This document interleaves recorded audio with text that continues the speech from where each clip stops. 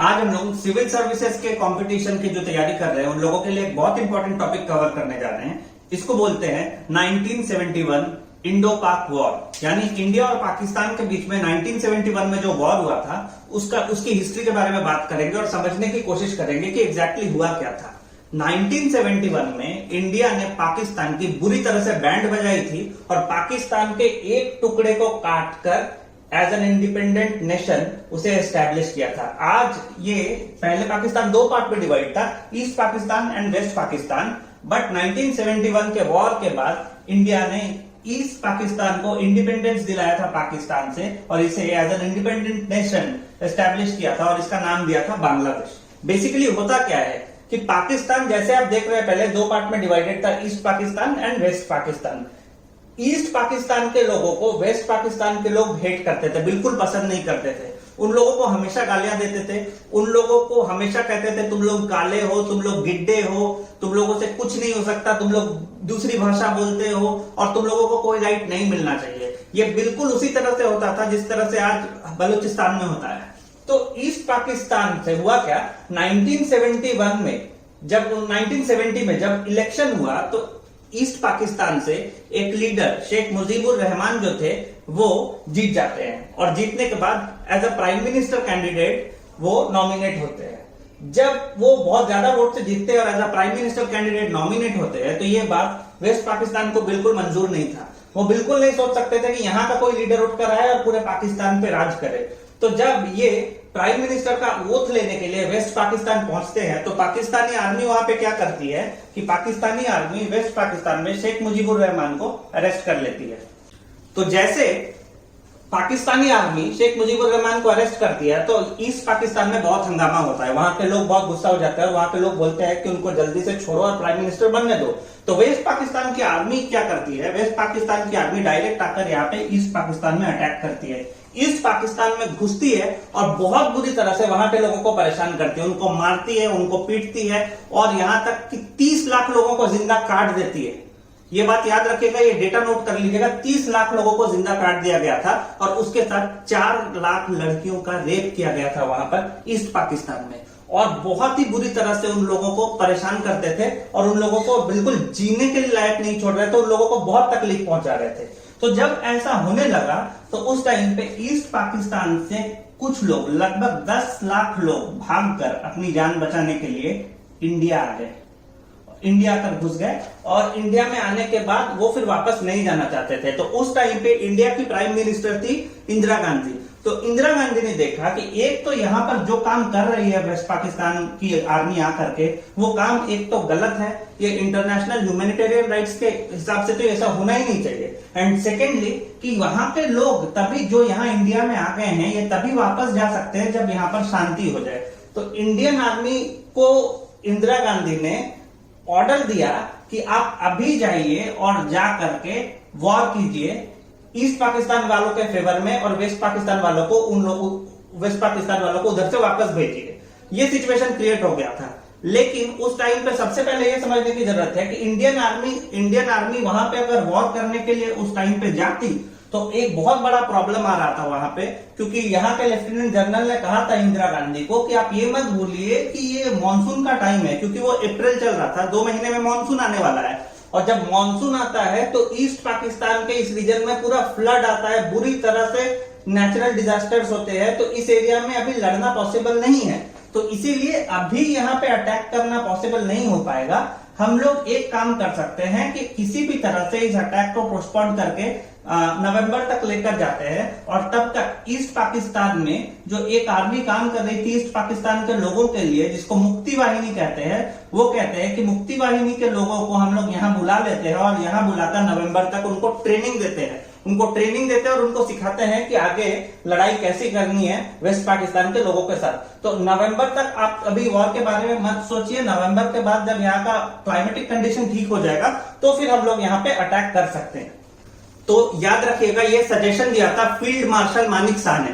Field marshal Manik Shah ने कहा था इंदिरा गांधी को कि आप नवंबर तक किसी तरह से भी इसको वॉर करने के बारे में मत सोचिए, नवंबर के बाद हम लोग वॉर करेंगे और नवंबर तक यहाँ पे हम लोग मुक्ति वाहिनी को लेकर आएंगे और ट्रेनिंग देंगे कि आगे कैसे वॉर में पार्टिसिपेट करना है।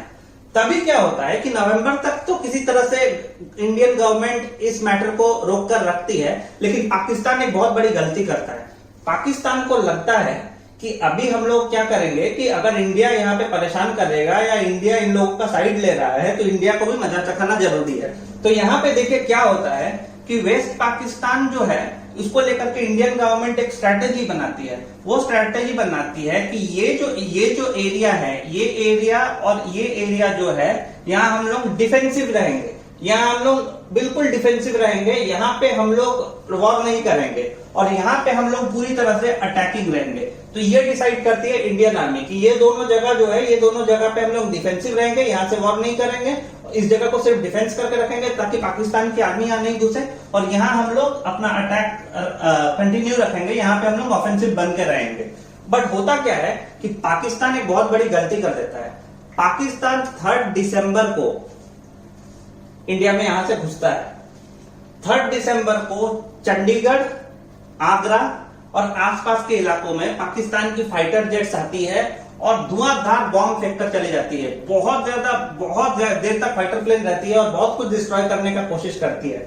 बट यहाँ पे एक पॉजिटिव साइड निकाल के आता है, वो लोग घुसती है, इंडिया पे अटैक करती है, आगरा एयरबेस पे भी अटैक करती है, लेकिन इंडिया का कोई भी आर्मी वाला नहीं मरता है, उसमें कुछ भी नहीं बिगड़ता है। हाँ, वो लोग जरूर फेंक कर जाते हैं बॉम्ब इधर उधर, बट इंडिया को कोई वैसा नुकसान नहीं होता है।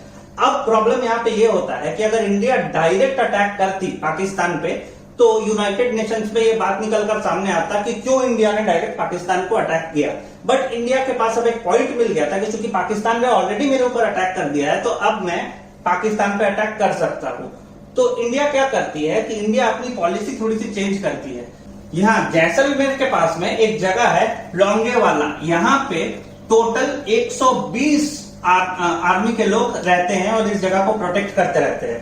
तो पाकिस्तान को लगता है कि यहाँ तो सिर्फ 120 लोग ही है, तो यहाँ अटैक करने की कोशिश करते हैं, और अगर यहाँ अटैक हम लोग करते हैं तो बहुत इजीली हम लोग इंडिया में घुस जाएंगे और इंडिया को डैमेज कर सकते हैं। बट याद रखिएगा कि जब 3 दिसंबर को ये चीज होता है उसके बाद लोंगेवाला में अटैक करती है पाकिस्तानी आर्मी। ये लोग अपनी बॉम्ब्स को लेकर, तोपों को लेकर, सब चीज को लेकर यहाँ घुसने की कोशिश करते हैं। और यहाँ पे जब इंडियन इंटेलिजेंस बताती है इन लोगों को कि पाकिस्तान की आर्मी यहाँ से अटैक करने वाली है, तो यहाँ पे इंडिया के सिर्फ 120 जवान ही खड़े थे, जबकि पाकिस्तान वहां से 2800 लोगों के साथ आ रही थी। 2800 आर्मी मैन थे उनके जो घुस रहे थे, और उसके साथ में तोप और सब कुछ लेकर के आ रही थी।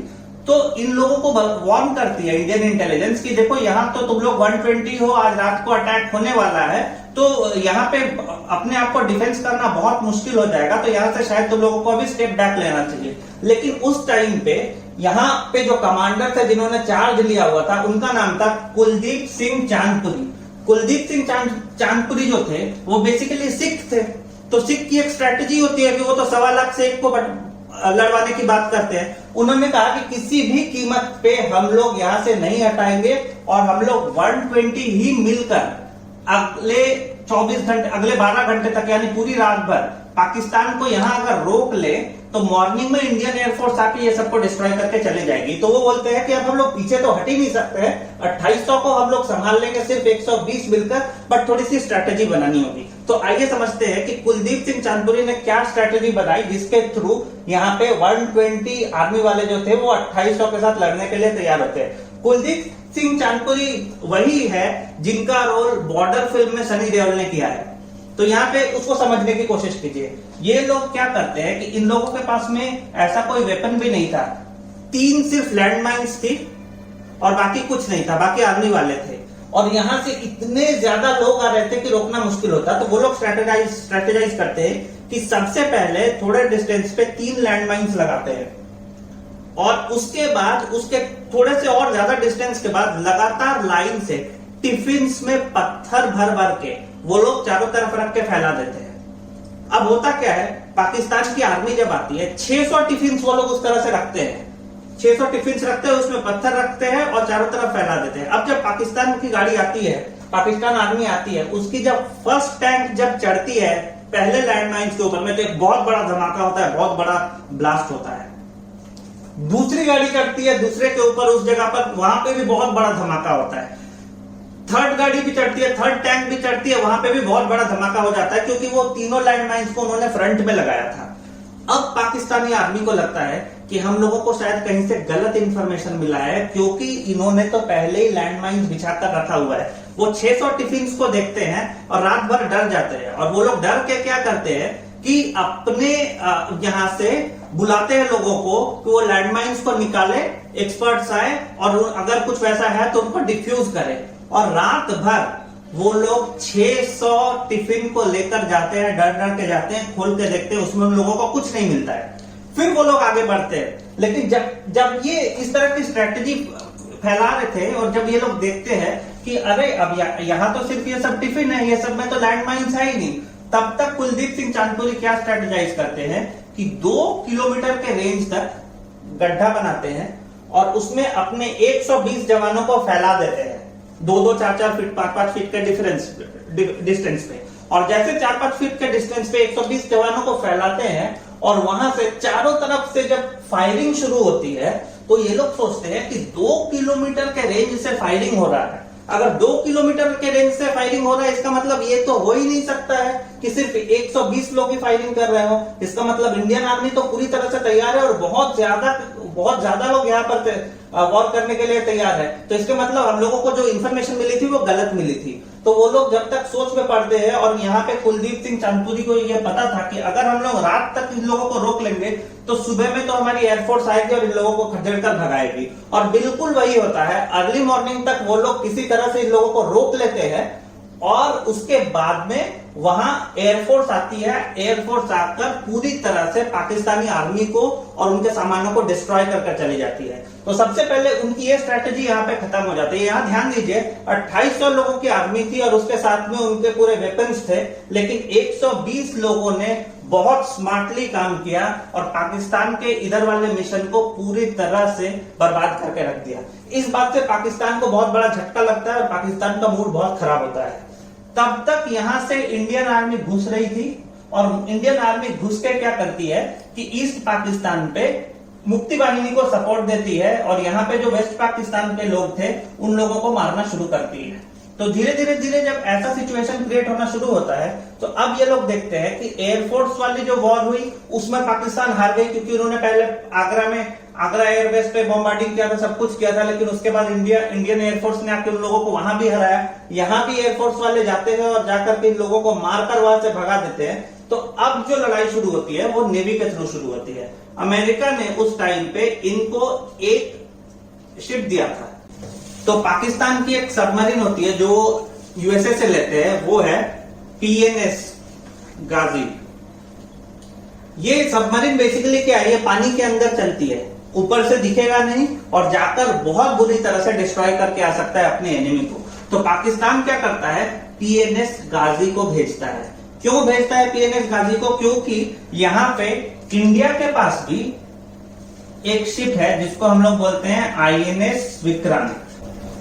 तो अब जब एयरफोर्स की लड़ाई में पाकिस्तान को सक्सेस नहीं मिला, ऐसे लड़ाई में आर्मी में जब बैटलफील्ड हुआ उसमें सक्सेस नहीं मिला, फील्ड पे सक्सेस नहीं मिला, तो ये लोग क्या करते हैं कि PNS गाजी के थ्रू टारगेट करते हैं INS विक्रांत को डैमेज पहुंचाने के। बिकॉज INS विक्रांत में क्या होता है कि बहुत सारे फाइटर प्लेन्स यहाँ पे रहते हैं और यहाँ से डायरेक्ट फाइटर प्लेन्स जाकर के कहीं भी अटैक कर सकते हैं। तो ये लोग सोचते हैं कि अगर हम लोग PNS गाजी से INS विक्रांत को उड़ा देते हैं तो यहाँ पे इंडिया का नेवी का बैकबोन टूट जाएगा और बहुत इजी हो जाएगा फिर इन लोगों के लिए।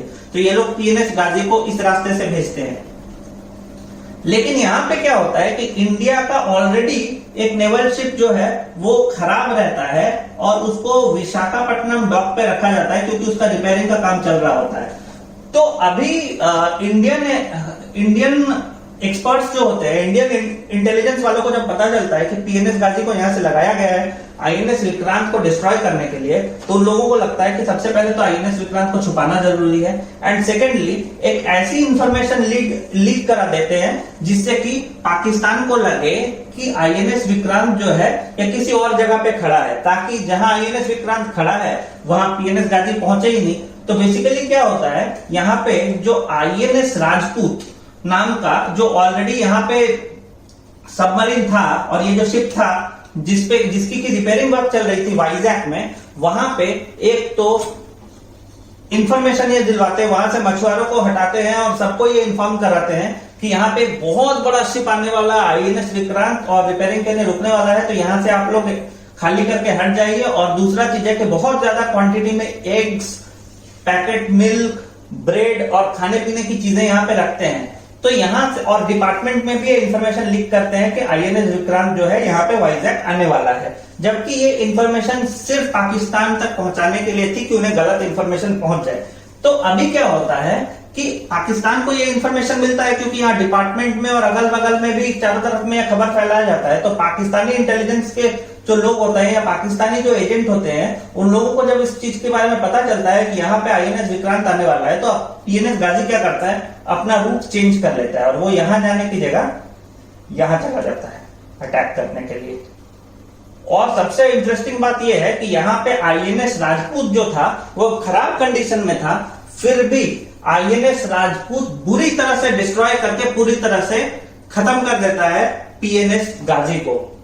और जब पीएनएस गाजी को इंडिया का एक ऐसा नेवल शिप जो ऑलरेडी रिपेयरिंग के लिए गया हुआ था, जो ऑलरेडी खराब थी, जिसमें डैमेज था, वो तो बिल्कुल खत्म कर देता है, तो इन लोगों को बहुत बड़ा झटका लगता है। और उसी टाइम पे ठीक ये क्या करती है, इंदिरा गांधी गवर्नमेंट एक बहुत इंपॉर्टेंट स्टेप लेती है। वो लोग क्या करती है कि एयरफोर्स के जरिए यहां पे 5000 डमी आर्मी को एयर ड्रॉप करा देती है ईस्ट पाकिस्तान में। डमी आर्मी का मतलब है कि एक तरह से आर्मी का पुतला होता है जिसको आर्मी का ड्रेस पहनाया हुआ होता है, और ये डमी आर्मी जो है वो एयर ड्रॉप होती है पाकिस्तान में। तो फिर न्यूज मिलता है इन लोगों को कि पाकिस्तानियों को मारने के लिए यहाँ पे इंडियन एयरफोर्स ने डमी आर्मी भी भेज दिया है। तो पाकिस्तान को यहाँ टेंशन होता है, तो पाकिस्तान तुरंत यूएस को बोलता है कि आप इस मुद्दा को देखिए, यूएन में उठाइए। यूएन में इसलिए उठाइए इस मुद्दा को क्योंकि इंडिया जो कर रहा है हमारे साथ बहुत गलत कर रहा है और ऐसा नहीं होता है। और ये जो पीएनएस गाजी जो रहता है, ये पीएनएस गाजी पाकिस्तान को यूएस नहीं दिया होता है, तो यूएस का भी ऐसे भी दिमाग खराब होता है, बिल्कुल उसका मूड खराब होता है, क्योंकि पीएनएस गाजी पे अटैक हुआ और पीएनएस गाजी बिल्कुल डिस्ट्रॉय हो गया। ये चूंकि यूएस ने पाकिस्तान को दिया था, तो यूएस उस टाइम पे पाकिस्तान के फेवर में आता है। जब यूएस पाकिस्तान के फेवर में आता है और यूएन में जाकर के बोलता है कि ये इंटरनेशनल मैटर है, इस तरह से इंडिया को नहीं करना चाहिए, तब इंदिरा गांधी, जिसने रशिया के साथ पहले ही डील किया था, वो रशियन गवर्नमेंट से बात करती है और रशिया अपने वीटो को यूज करता है। याद रखिए, वीटो को बाद में हम लोग डिटेल्स में समझेंगे। वीटो का मतलब है अगर कोई भी प्रपोजल है उसको अगर कैंसिल कराना हो, तो 5 कंट्री ऐसे हैं जिनके पास में वीटो है और उस वीटो राइट के थ्रू वो उस प्रपोजल को वहां पे कैंसिल करा सकता है। तो रशिया जो है इंडिया के फेवर में यहाँ वीटो करता है, और जैसे इंडिया के फेवर में वीटो करता है, वैसे ही ये जो प्रपोजल है जो यूएसए ने यूएन में उठाया था, वो यहाँ पे उस टाइम पे रुक जाता है, पेंडिंग हो जाता है। इसका सबसे बड़ा फायदा उठाती है इंडियन गवर्नमेंट। तब तक यहाँ पे ऑलरेडी अटैक कर देती है, नेवी से भी अटैक कर देती है और पाकिस्तान के लगभग लाहौर और उसके आसपास के हिस्से को बुरी तरह से डिस्ट्रॉय कर देती है। एक तो उसका पीएनएस गाजी बहुत बड़ा नुकसान था, यूएन में यह मैटर अटक के रह गया, उससे कुछ नहीं हुआ। एक यहाँ पे खबर फैला कि एयर ड्रॉप कराया ऑलरेडी 5000 आर्मी वालों को, तो मुक्ति वाहिनी जो इसके अंदर की जो सेना थी जो ईस्ट पाकिस्तान के फेवर में लड़ रही थी, उन लोगों के लिए भी ये बहुत पॉजिटिव न्यूज रहता है और पाकिस्तानियों के लिए डर की बात होती है। और तब तक क्या होता है, जैसे हर स्टेट का एक गवर्नर होता है, वैसे जैसे बिहार का एक गवर्नर है, यूपी का एक गवर्नर है, महाराष्ट्र का एक गवर्नर है, वैसे ही यहाँ का जो लेफ्टिनेंट जनरल रहता है उसके बिल्डिंग को भी टारगेट करके एयरफोर्स उड़ा देती है। जब उसका बिल्डिंग उड़ जाता है तो ये लोग बहुत डरते हैं और उस टाइम पे जो वहां का गवर्नर रहता है वो सीधा आता है और बोलता है कि मैं रिजाइन कर रहा हूं अपने पोस्ट से, मुझे नहीं रहना है। क्योंकि अगर जान बचेगी तभी तो फिर आगे की पॉलिटिक्स कर सकते हैं, लेकिन जब देखते हैं कि ऐसा हो गया तो फिर इन लोगों को बहुत दिक्कत लगता है और इन लोगों को लगता है कि अब तो ये लोग बिल्कुल वॉरफील्ड में हारने ही वाले हैं, क्योंकि गवर्नर का जो है ऑलरेडी घर उड़ा दिया है। तब इंडियन आर्मी यहां से बोलती है, मतलब कुलदीप सिंह की जो टीम है वो प्लान करती है कि अभी ईस्ट पाकिस्तान में जाकर वेस्ट पाकिस्तान के लोगों को बोले, उसके गवर्नर को बोले कि या तो तुम अभी सरेंडर कर दो, अगर तुम अभी सरेंडर कर देते हो तो हम लोग तुम्हें वापस छोड़ देंगे और अपने देश में जाने देंगे, या फिर जितना हम अटैक कर रहे हैं उससे 10 टाइम्स ज्यादा अटैक बढ़ा देंगे इधर। तो तुम्हें सिर्फ आधे घंटे का टाइम दिया जाता है, या तो सरेंडर करो या तो फिर अटैक के लिए तैयार रहो, क्योंकि हम लोग 10 टाइम्स और ज्यादा कर देंगे अटैक यहां पर। तब पहली बार पाकिस्तान को इंडिया के आगे सरेंडर करना पड़ता है, क्योंकि एयरफोर्स उसका डिस्ट्रॉयड है, उसके बहुत सारे आर्मी वालों को ऑलरेडी बहुत धक्का पहुंचता है, पीएनएस गाजी चला जाता है। और इस बीच में एक काम और करता है कि यूएस से पाकिस्तान हेल्प मांगता है, तो यूएस से हेल्प मांगता है तो यूएस अपना एक 7वां बेड़ा, कहते हैं इसको 7वां बेड़ा ही याद रखिएगा क्योंकि ये बार बार पूछता है, 7 सबमरीन की एक टीम भेजती है जिसमें एक साथ 7 सबमरीन चलते हैं और अटैक करते हैं। यूएस भेजते हैं, यूएस वाले भेज देते हैं पाकिस्तान के फेवर में 7वां बेड़ा, और ऐसे ही एक सेम ब्रिटेन भी भेजता है, बिकॉज ब्रिटेन भी उस टाइम पे पाकिस्तान के फेवर में आ रहा था। तो इंग्लैंड वाले भी भेजते हैं जिसका नाम रहता है ईगल, इसका नाम रहता है 7वां बेड़ा। ये आपको 7वां बेड़ा के नाम से ही क्वेश्चन आएगा, इसीलिए याद रखिएगा 7वां बेड़ा ये भेजते हैं। और ईगल ये भी एक सबमरीन की टीम होती है पूरी जो एक साथ अटैक करती है। ये लोग दोनों पाकिस्तान के फेवर में इस रूट से भेजते हैं। जब ऐसा होता है तो फिर इंडिया रशिया से बात करता है, और रशिया यहां से उसके पास भी एक सबमरीन की टीम है जिसको 40वां बेड़ा कहते हैं, जिसमें 40 सबमरीन की टीम होती है। तो रशिया यहाँ क्या करता है कि 40 सबमरीन की टीम को लेकर के इंडिया के फेवर में भेजता है और बोलता है कि अभी बहुत, अगर तुम लोग यहां से अटैक करते हो इंडिया पे, या यहां से किसी भी तरह का तुम लोग अटैक अगर करते हो तो हम लोग अटैक कर देंगे तुम्हारे इन दोनों पे। तो अब ये लोग बोलते हैं, ये लोग धमकी देते हैं कि हमारे पास न्यूक्लियर बॉम्ब है। तो रशिया बोलता है कि 250 न्यूक्लियर बम हमारे पास भी है और हम लोग भी साथ में लेकर ही चले हैं, तो अगर तुम लोगों को करना है करो, तो हम लोग भी यहां से न्यूक्लियर बम मार देंगे। तो ये मुद्दा यहीं शांत हो जाता है, ब्रिटेन और यूएस पीछे चले जाता है, ये कहता है कि बहुत लेट हो गया, अब करके कोई फायदा नहीं है। तो इस तरह से रशिया एक बहुत इंपॉर्टेंट रोल प्ले करता है उस टाइम पे, इंडिया को सपोर्ट करता है। और इसके बाद पाकिस्तान की जो आर्मी है, एक तो उसका मोरल डाउन हो जाता है, उसका मनोबल बिल्कुल टूट जाता है, क्योंकि कोई सपोर्ट नहीं मिल रहा है, कोई कंट्री उनको बचा नहीं पा रहा है। फाइनेंशियली उन लोगों को बहुत तकलीफ होती है, वॉर में बहुत ज्यादा लोग भी मरते हैं, बहुत सारे इनके जगह तबाह होते हैं। तो अब पाकिस्तान गवर्नमेंट फाइनली डिसाइड करती है कि नहीं, हम लोग सरेंडर करते हैं। और एक बात और याद रखिएगा कि ये लोग सिर्फ सरेंडर ही नहीं करते हैं, हमेशा के लिए गिनीज बुक में अपना नाम भी रजिस्टर करवाते हैं, क्योंकि वर्ल्ड में फर्स्ट टाइम ऐसा हुआ था कि 93,000 लोगों की आर्मी अपने आप को किसी कंट्री के सामने, किसी आर्मी के सामने सरेंडर कर रही थी। उन लोगों के आंखों में आंसू थे, और 93,000 सोल्जर्स की आर्मी अपने आप को सरेंडर करती है इंडियन आर्मी के सामने। और जब ऐसा होता है उसके बाद इंडिया इसको अलग करवाता है और इसको एज एन इंडिपेंडेंट नेशन इसको एक नई पहचान दिलाता है, और इस जगह का नाम हो जाता है बांग्लादेश। इससे रिलेटेड जो भी events and years and facts है वो मैं आपको पीडीएफ में दे दूंगा, जिसको आप समझ लीजिएगा अच्छे से। पीडीएफ में आपको सारी डिटेल्स मिल जाएगी। बट अभी ये इंडिया और पाकिस्तान के बीच जो डिस्प्यूट था, और ये जो बांग्लादेश यहां से एक नया नेशन बन के आता है, इसके लिए ये थ्योरी याद रखिए कि West Pakistan, East Pakistan, India, US and Russia का इसमें क्या रोल रहता है, और कैसे इंडियन आर्मी एक प्रॉपर प्लानिंग, एक प्रॉपर स्ट्रेटेजी के साथ पाकिस्तान को रोकती है, और किस तरह से यहाँ पे इंडिया सक्सेसफुली अलग करा पाती है बांग्लादेश को, और एक नए इंडिपेंडेंट नेशन के रूप में पूरे वर्ल्ड मैप में जगह दिला पाती है। Thank you so much for watching this video.